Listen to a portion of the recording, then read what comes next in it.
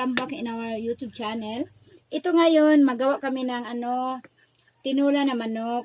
Yung mga ingredients namin, onion, garlic, sili, lemongrass, malunggay, papaya, at saka chicken. Ito, MSG, Ajinomoto.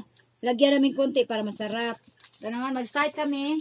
Saan na itong mga namin? Ito. Ito ha, sandali. Ano mo dito? Una, yung garlic. Lagay natin. Pag na siya, mag-turn into brown, isunod natin yung onion. Tapos, mabilis lang to guys. Mabilis lang mag-turn into brown. Pag brown ng garlic, at saka onion, lagay natin ang chicken. Ang chicken guys, lagyan natin konti yung mga sauce. Pero mamaya na sauce. Ito, 1 kilo chicken. Uh, 1 kilo chicken. Yung natin, ilagay na salt. 1 tablespoon. 1 tablespoon ito. Yung tablespoon namin, ito 1 tablespoon. Pakita mo.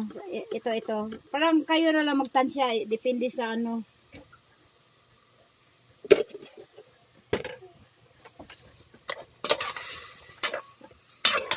Pwede lagyan ng black pepper kung meron kayo. Pwede lagyan yung dahon ng sibuyas, dahon ng sili. Depende sa magluto.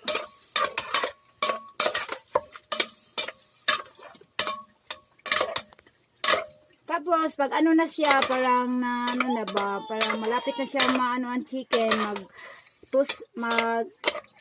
tostado, pwede na lagyan ng tubig.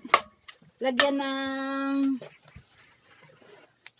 1 cup of water or 4 cups of water. 4 cups pag brown na, hindi pa brown na yun.